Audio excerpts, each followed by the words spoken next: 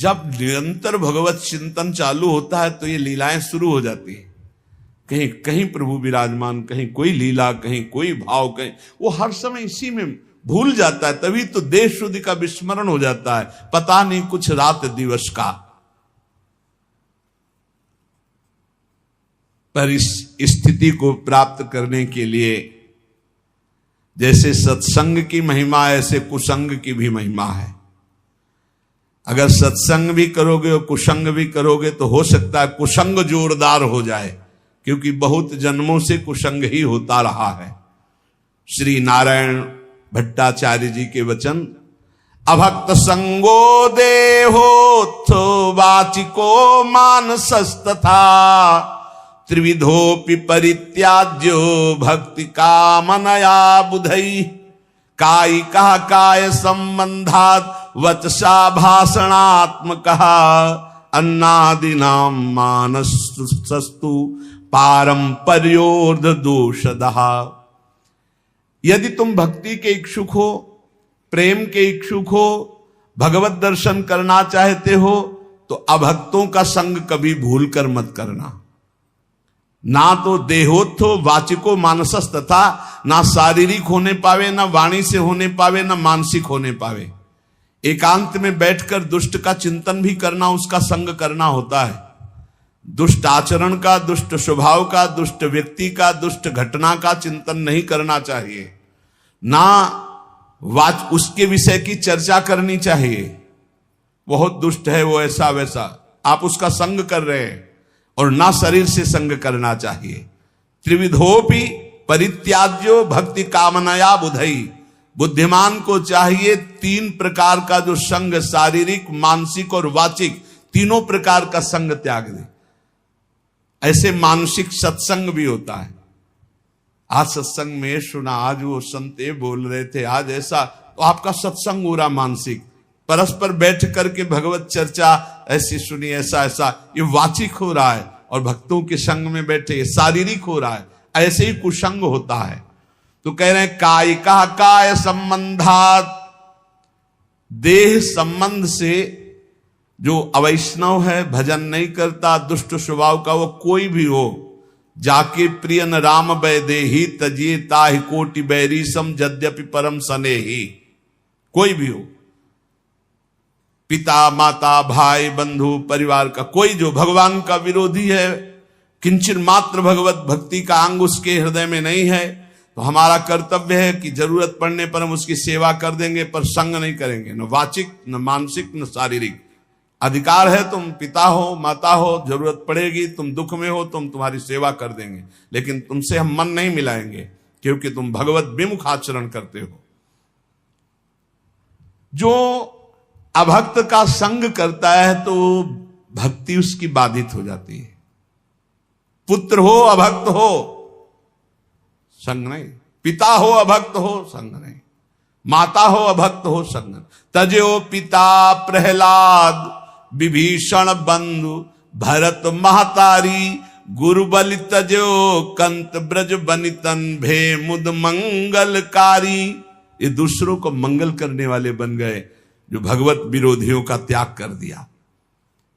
देह संबंध से दैहिक संबंध होता है, देह संबंध अभक्त से न बनने पावे।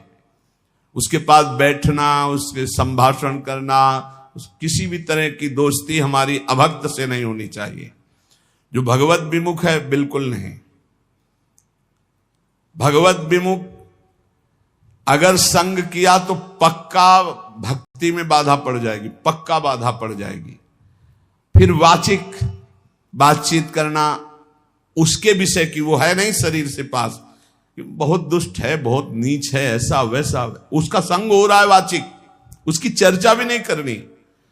और फिर मानसिक, मन से उसका चिंतन नहीं करना, और दूसरा मानसिक संग, अन्न दिया हुआ नहीं खाना, भोजन नहीं खाना, अभक्त का दिया हुआ भोजन नहीं पाना। जैसे राजा माधव सिंह ने जब विरोध किया रत्नावती का, तो कहा आज से मैं नियम लेती हूं, तुम्हारे द्वारा दिया हुआ एक कवल नहीं पाऊंगी, राजन्न का त्याग करती हूं, क्योंकि तुम राजा हो और तुम भगवान के विरोधी हो, संतों के विरोधी हो, इसलिए आज से मैं त्याग करती हूं, न राजमहल में रहूंगी न तुम्हारा दिया होगा। ऐसा परम पावन चरित्र है रत्नावती जी का कि ये तो केवल भगवान की ही सामर्थ्य को धारण करके ऐसा किया जा सकता है।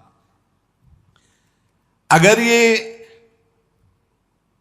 निर्वाह न कर पाए और शरीर से अभक्त का संग हो गया या वाचिक या अन्न आदि का, तो आपके भजन में फर्क पड़ जाएगा, आपकी भक्ति बाधित हो जाएगी। और हृदय में किसी जाति पक्ष का गर्व नहीं होना चाहिए भगवान की भक्ति में, कि मान लो आप उत्तम कुल के हो और कोई मध्यम या निकृष्ट, और आप उस वैष्णव के प्रति वो भाव रखें कि वो तो निकृष्ट कुल का, फिर तो आपका पतन हो जाएगा पक्का। इसलिए अभक्त का संग पतन करता है और जाति अभिमान ये पतन कर देता है। भक्तों के कुल एक ही होते हैं। जैसे अपने यहां श्री हरिवंश सुगोत कुल देव जाति हरिवंश, श्री हरिवंश स्वरूप हित रिद्धि सिद्धि हरिवंश। किसी से कभी नहीं पूछा होगा आज तक, किसी से नहीं कि आप किस जाति के हो, कभी नहीं। हमारी सत्ता ही नहीं है, हमारे यहां सत्ता ही नहीं है, न जाति की न कुल की न इसकी मर्यादा, इसकी कोई सत्ता नहीं। सत्ता इतनी है कि तुम हरि के प्राप्ति के मार्ग में कदम रख रहे हो तो तुम श्री हरि के हो, बस। कल हम ऐसे विनोद में कह रहे थे अपने साधकों से कि यार अगर हमसे कोई पूछे कि ये संत कहां के हैं तो हम नहीं बता पाएंगे, तो लोग कहेंगे कि बाबा झूठ बोल रहे हैं। सच्ची मानिए, इतने सब जन है, हमको आज तक नहीं पता कि ये कहां के हैं, ये किस जाति के हैं, कुछ नहीं। बस जुड़े और नाम दे दिया, बोले अमुक शरण और बस सेवा, बस इतना ही हमारा बातचीत है। इसके बाद हम नहीं जानते कि आप लोग किस क्षेत्र के हैं, किस जिला के हैं, आपकी क्या जाति है, क्या कुल, हम बिल्कुल नहीं जानते। अब आप सोचो, कोई मानेगा 10-10 साल हो गए, 12-12 साल हो गए, ये नहीं जानते कि कहां के, नहीं जानते। एक भी साधक का हमने कभी नहीं परिचय पूछा, तुम किस जाति के हो, किस कुल के हो, और तुम्हारा गांव का नाम क्या है, तुम कहां से आए हो, तुम्हारा आधार कार्ड क्या है। हमारा सबका आधार कौन है, श्री हरि, श्री प्रिया जी, बस इतनी बात हमारी। अब हमसे पूछा जाए ये कौन है तो कहेंगे अमुक है। कहां के हैं, वृंदावन के हैं। किस जाति के हैं, हरिवंश गोत्र के हैं। बस इतना ही हमें पता है। और शाम मिलकर के एक जगह बैठकर पाते हैं, एक जगह रसोई बनती, श्री जी का भोग लगता है। इतना भी फर्क नहीं है कि आप अमुक कुल का अमुक कुल। ना हम विप्रो न च नरपतिर्नापि वैश्यो न शूद्रो, ना हम वर्णी न च गृहपतिर्नो वनस्थो यतिर्वा, किंतु प्रोद्यन निखिल परमानंद पूर्णामृताब्धेर गोपी भर्तु पद कमलयोर दास दासानुदासा। न मैं ब्राह्मणों न क्षत्रियो न वैश्यो न शूद्रो न ब्रह्मचारी न गृहस्थो न वानप्रस्थो न सन्यासी हूं। भैया हो कौन?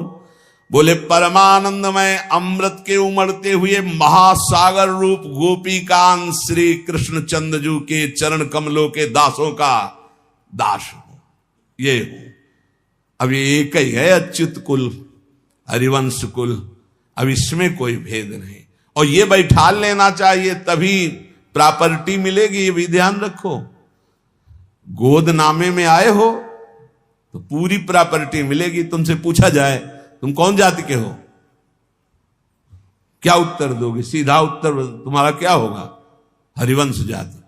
हरिवंश कोई जाति होती है? तो हम तो हरिवंश जाति, श्री हरिवंश सुगोत कुल देव जाति हरिवंश। हमारी जाति हरिवंश, हमारे कुल हरिवंश, हमारे देवता हरिवंश, हमारी देवी हरिवंश, हमारे इष्ट हरिवंश, हमारा सब कुछ हरिवंश। हरिवंश हा हरि रा राधा बा वृंदावन सा सहचरी। वृंदावन में सहचरियों के मध्य में विराजमान श्यामा श्याम ही हमारी जाति है, वही कुल है, वही देवता है, वही सब कुछ है। जैसे वैष्णव जनों से पूछो आपका कुल क्या है तो कहे अच्युत कुल। आपका गोत्र क्या है? अच्युत गोत्र। यही ठसक होनी चाहिए, यही, इसमें चूक नहीं होनी चाहिए। अब पूर्व की बात नहीं होनी चाहिए। आप किस जाति से हो? हम जिस जाति के श्यामा श्याम है उस जाति के हैं, पक्का बैठा होना चाहिए।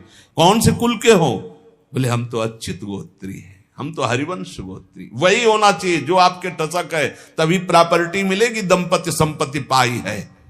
हरिवंश प्रताप ही जानत है, हरिवंश प्रबोध प्रमाणत है, हरिवंश सुसर्वस्व है तिनके, सुख संपत्ति दंपति जो जिनके। ए चूकना नहीं।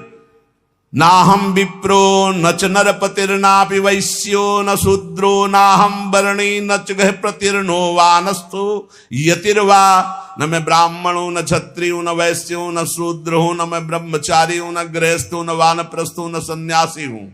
कौन हो? बोले परमानंद अमृत प्रवाह करने वाले प्रभु श्री कृष्णचंद्र के दासों का दास हूं। मैं श्री कृष्णचंद्र के दास हूं। दासो हम।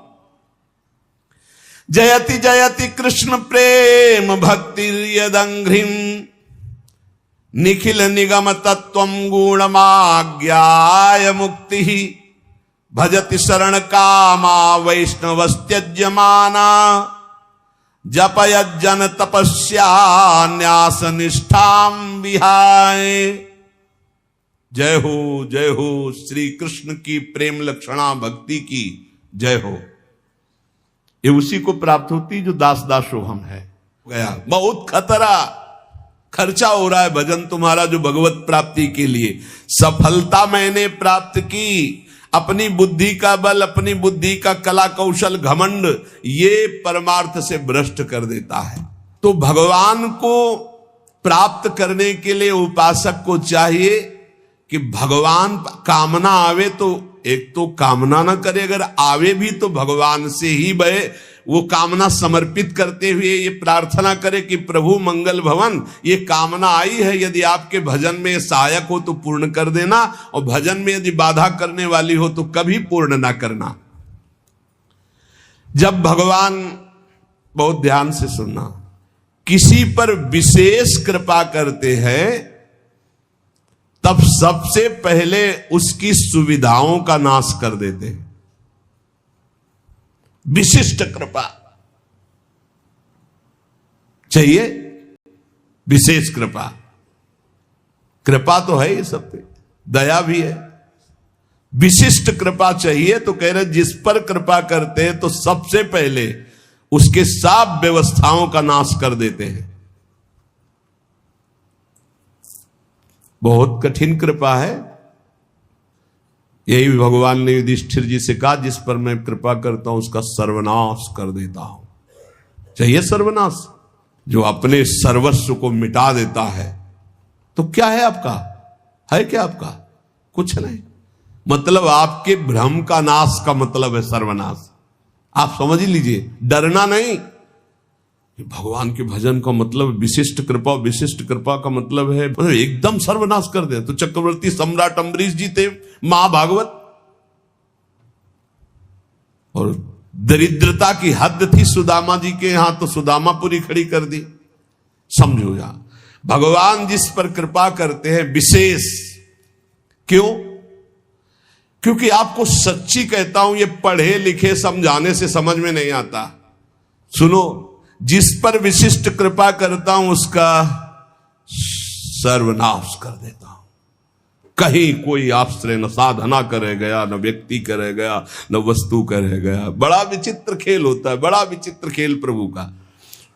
एक बार वो घबराएगा, दुखी होगा, बहुत परेशान होगा, पर ऑपरेशन किए बिना छोड़ा नहीं जाएगा। हाथ पैर बांध दिए जाते हैं, फड़फड़ा लो केवल। कहां जाओगे अब? कहां जाओगे? भाई नहीं कोई, कहां जाओगे अब? करोगे क्या करोगे? कोई रास्ता ही नहीं है। एक ऐसा प्रभु फांसते हैं। भगवान से प्रार्थना करो कि फांस ले आपको, छुट्टा न रहे आप, बड़ी कृपा हो जाएगी। ऐसा फांस लेते कि उनके सिवा कोई है ही नहीं। करे तो क्या करे? कोई है ही नहीं। कोई मतलब कोई रास्ते नहीं। जाऊं तो जाऊं कहां? जाऊं तो जाऊं कहां? कोई रास्ता ही नहीं है। बड़े कृपालु है, बड़े कृपालु है। सब माया मोह का पर्दा फास करके ऐसे। और सुनो, भगवान उसका अपमान करवाते हैं, भगवान उसका उपहास करवाते हैं। बहुत ध्यान से सुनना है, इसलिए कह रहा हूं कि प्रश्न होते हैं कि हमारा बहुत उपहास होता है, तिलक न लगाऊं क्या, कंठी न बांधूं क्या, चलेगा? क्योंकि लोग उपहास करते हैं। घर में ऐसा कहते हैं, सेवा न रखूं क्या? तो क्या समझते हो, भगवान के मार्ग में चलने के लिए जब एक संसार का पति वर्ण करती है तो ठसक से सुहाग भर के चलती है, वो किसी के उपहास को डरती है। तुम जगत के मालिक का सुहाग भरे हुए हो, ये तिलक ये कंठी, तुम्हें शर्म आती है इस बात के लिए कि कोई तुम